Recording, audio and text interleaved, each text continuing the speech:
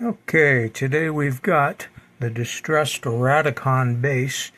This is where the drive motor for the wheels, for the antenna on the top, for the light flasher all live, and then the motor that runs the sequencer, the 6-step sequencer, which controls everything basically.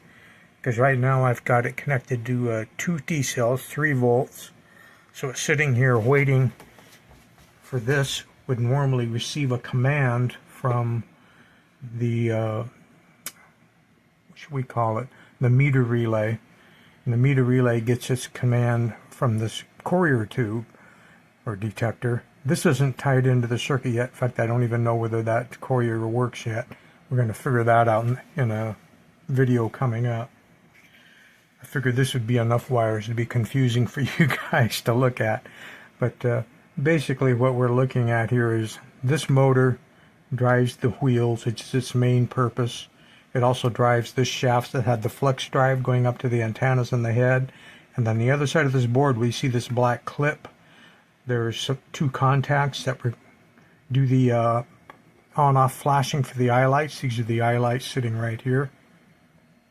Now this switch over here, this big heavy wiper, and this piece of metal which is tied in with this cam to the sequencer motor is what tells this motor when it can turn on. So right now it's in the stop position, and this white wire represents the control that would be coming from the meter relay. So I'm going to simulate a control from the meter relay, which is going to start this motor, and it's going to advance 1 position, and then the hammer will come down and whack the Coherer, which would be telling everything to turn off.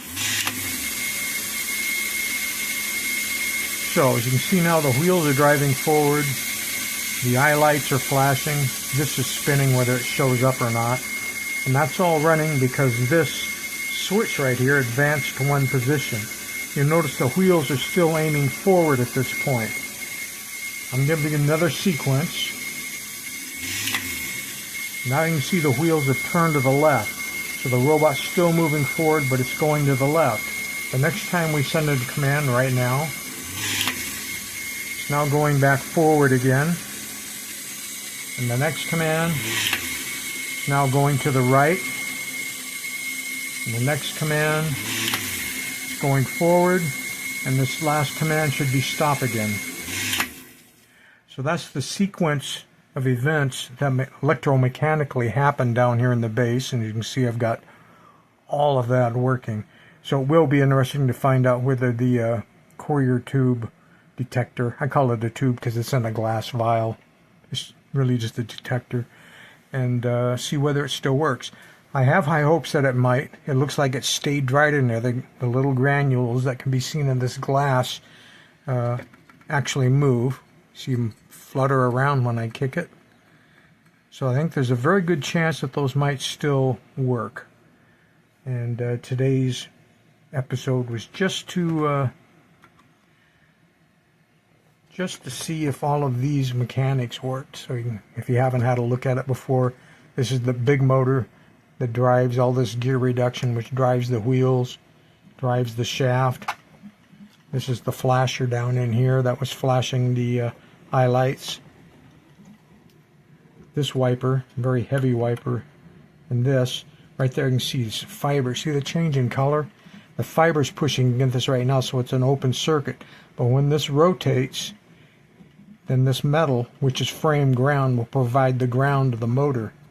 We're providing 3 volts positive all the time, but it gets its ground back through the frame, coming back through there. And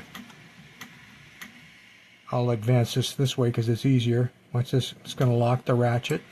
See when that locks, then that's the end of it. Then this can come down and whack it. That's all driven by this motor arrangement.